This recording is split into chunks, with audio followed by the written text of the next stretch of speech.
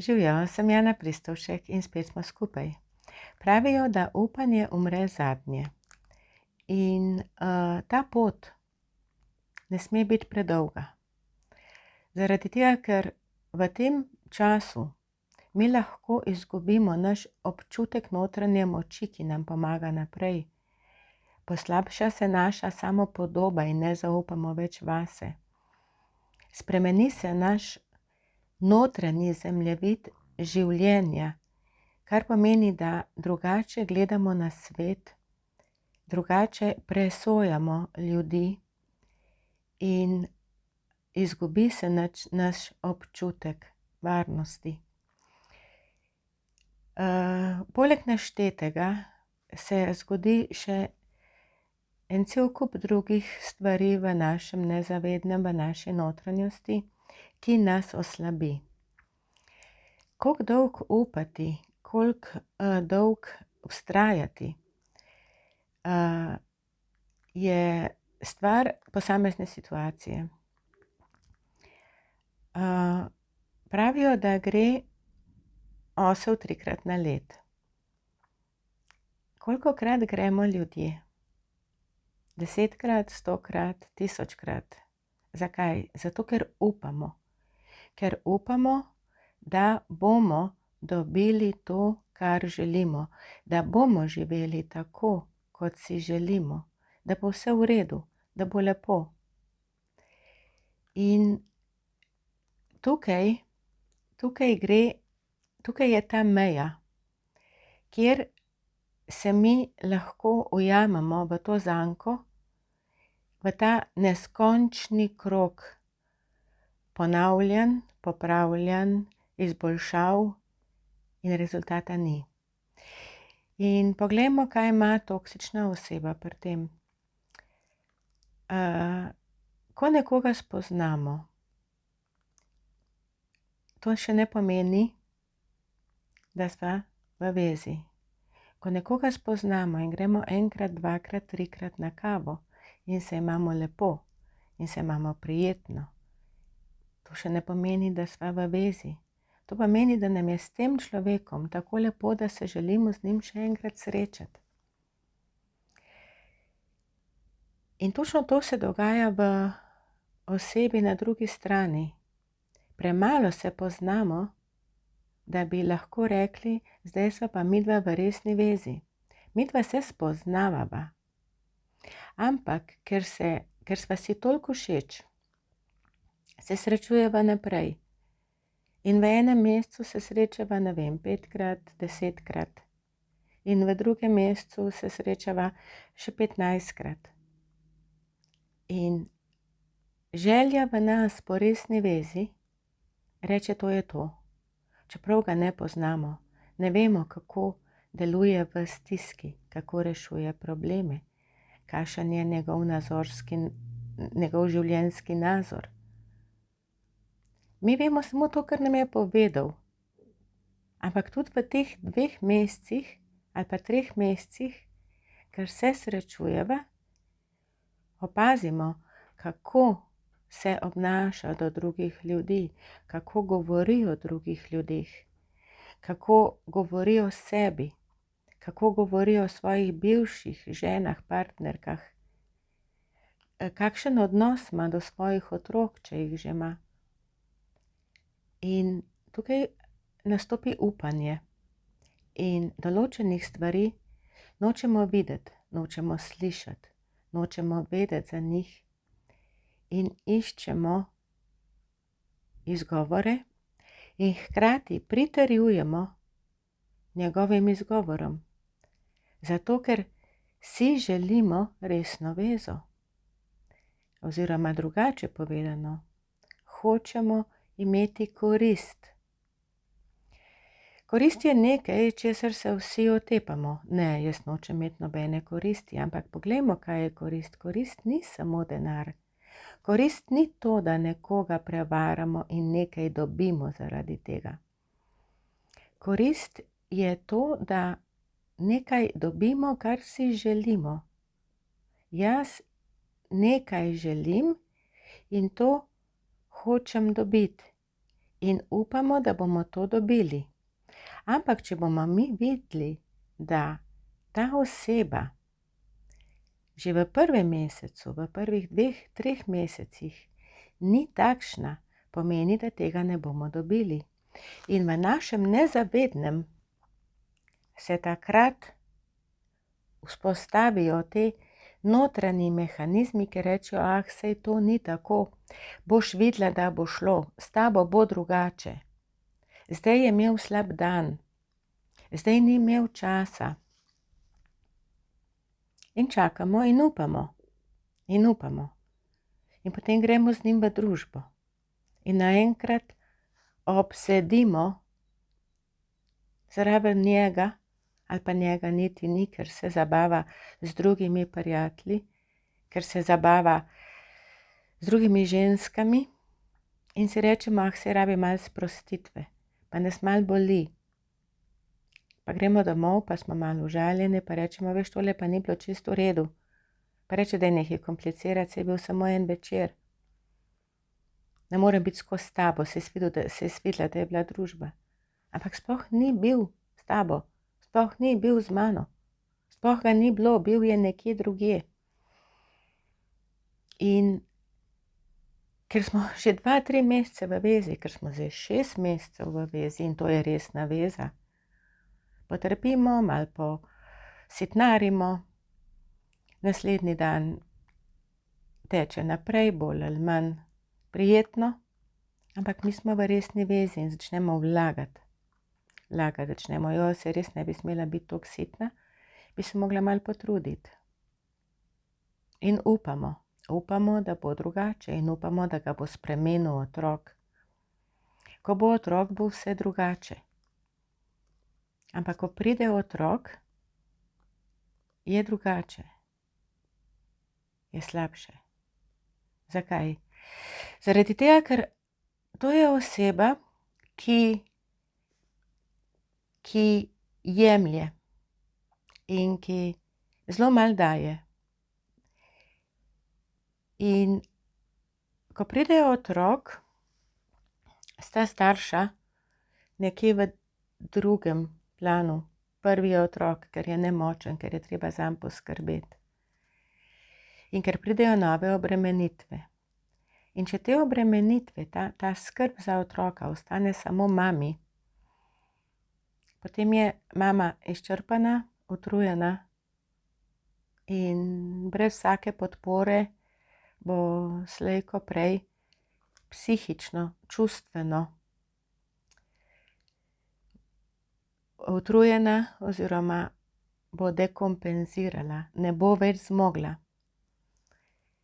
Veste, to je tako, kakor če bi vas nekdo poslal okrog sveta peš in na pot greste bosi.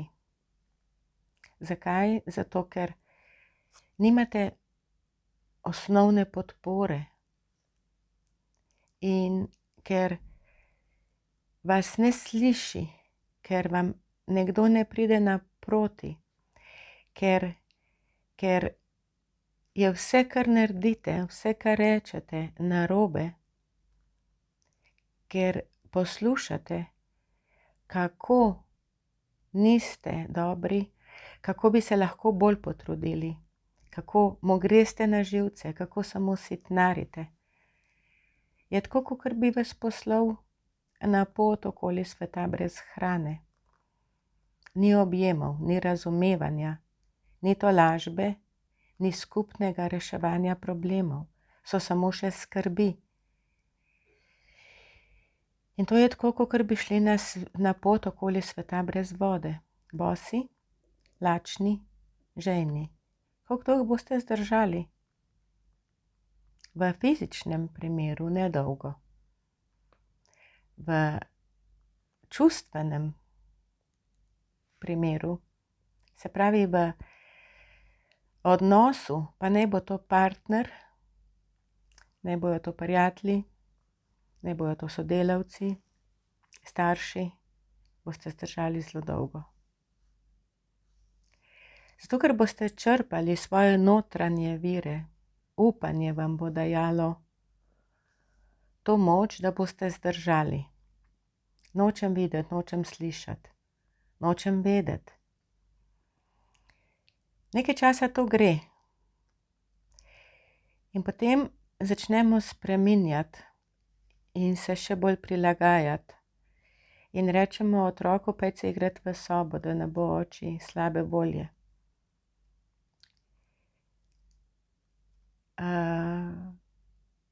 Smo tiho takrat, ko bi bilo treba spregovoriti.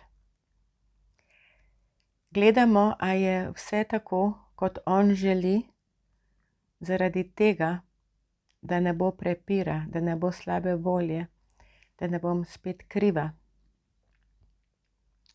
Potem včasih znorimo. In takrat je še bolj narobe. In takrat slišimo, kako grozne smo. Ne bom ponavljala besed. Ampak mi še vedno upamo. Zato, ker je vsaka druga misel na to tako grozna. In zakaj je vsaka druga misel tako grozna? Zato, ker si želimo družine, ker si želimo pripadnosti, ker nočemo biti sami, ker hočemo, da nas nekdo reši. Čisto vsi v odraslo dobo vstopamo z določenimi čustvenimi ranami. Koliko so te rane velike, je odvisno od našega otroštva. Ampak če v odrasli dobi teh ran ne pozdravimo, ne zacelimo, postajajo vse večje. In če jih hočemo zaceliti na način, ki ni ustrezen, in to je, da jih zaceli druga oseba, potem bojo te rane samo še bolj velike in bolj globoke. Bom pridna, bom ubogala, bom vse naredila, samo imej me rad. In ne deluje. Zaradi tega, ker ta oseba ima v sebi vsebine, ki niso podporne, ki nam ne koristijo, ki nam pravzaprav škodujejo.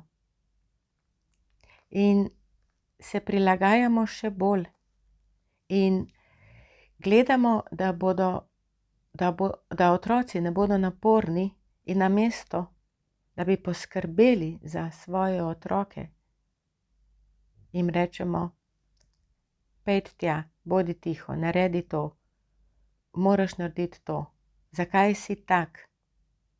Praktično to, kar druga oseba počne nam, počnemo mi svojim otrokom. Nezavedno, zakaj? Zato, ker so v nas vsebine, ki kričijo od groze, kaj bo, če ne bo šlo. In tukaj potem nastopi to, da je treba narediti nekaj zase, in to je ukvarjanje s sabo, notranja rast, osebna rast.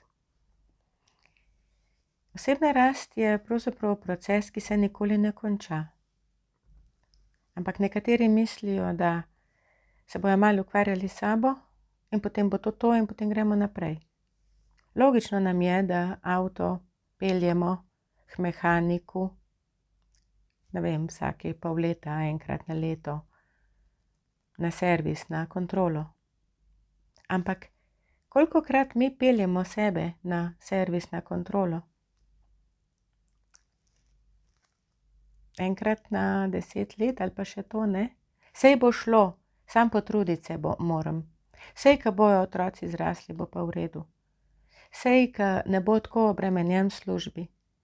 Sej, ko se bo malo postaral, ko bo dozorel, bo pa videl, bo pa drugače. In ni drugače. Tisočkrat sem že omenila, da si danes skoraj nobena več ne lakira doma nohtov, ampak gremo nohte narediti, delati osebi, ki se s tem ukvarja, ki to zna, ki naredi lepo, kjer nam ni treba trikrat na teden se na novo lakirati in popravljati. Nekateri ljudje pečijo kruh doma. drugi ga pečejo občasno, tretji ga ne pečejo nikoli. Ampak tisti, ki ga kupujejo v trgovini, tistih ljudi ni sram. Grejo v pekarno in kupijo kruh. Ampak, če gremo mi poskrbeti za svoje notranje zdravje, za svojo čustveno stabilnost, zato da pozdravimo bolečine, čustvene bolečine, ki so mnogokrat bistveno bolj boleče od kakršnekoli fizične bolečine, takrat nas je pa sram. Takrat smo pa čudni. To bi mogli kar sami znati. Ampak, a veste, peka kruha je bistveno bolj enostavna od tega, da se mi soočimo sami s sabo. Potem dobim klic ali pa na mail vprašanje, kako jaz delam, in razložim. In je odgovor na drugi strani, jaz tega ne razumem. Ne vem, če bo to meni pomagalo. Ja, ko gremo mi na letalo, mi ne kličemo v tovarno in vprašamo, kako pa je to letalo narejeno, da nas bo varno pripeljalo v drugo mesto, do drugega letališča. Tudi v tovarno ne kličemo in vprašamo, kako pa je ta avto narejen, da nas bo varno peljal. Ampak ženski avto izberemo, potem kako izgleda pa kakšne barve je. In včasih izberemo na ta način moške. In če se bojite spet ostati sami, potem je zelo velika verjetnost, da boste zbrali napačnega. Facebook je ena taka zadeva, kjer kar naenkrat dobimo neke prijatelje.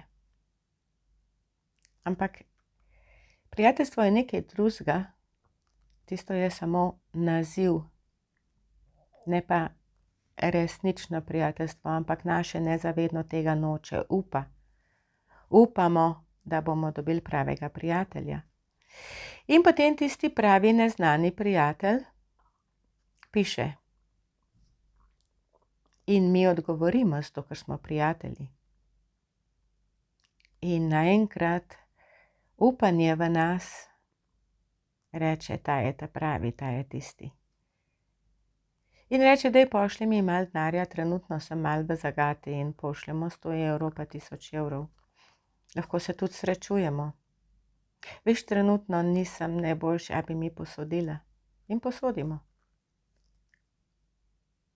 Ampak tega ne dobimo nazaj, zato ker naslednjič rabi še malo in porabi še malo in potem rabi še malo. In ne boste verjeli, koliko ljudi posoja denar, ki ga nikoli več ne vidijo, zaradi tega, ker upajo, da bo potem vse v redu. Upanje je koristno, ampak če smo mi čustveno preobčutljivi, takrat upanje postane preveliko, takrat nočemo videti problemov in se izogibamo temu. Iščemo izgovore, niti ne hodimo kot mačka okoli vrele kaše, ampak dobesedno zasujemo, pokrijemo pod preprogo, skrijemo, ker potem je spet lepo in upamo, da bo v redu. In ni v redu. Ne more biti v redu, če ne rešimo osnovnega problema. In prvi osnovni problem je v meni, v tebi, v vas. Zakaj jaz to dopuščam? In ne se truditi, da boste ugodili, da bo potem vse v redu, ker nekaterim ljudem ne morete nikoli ugoditi. Zadnjič mi je ena gospa napisala, tudi če bi mu prinesla zvezdo iz neba, ne bi bil zadovoljen, ne bi bilo dovolj dobro. Kaj ostane več? Kaj je lahko več? In prvi korak je, da se zazremo vase.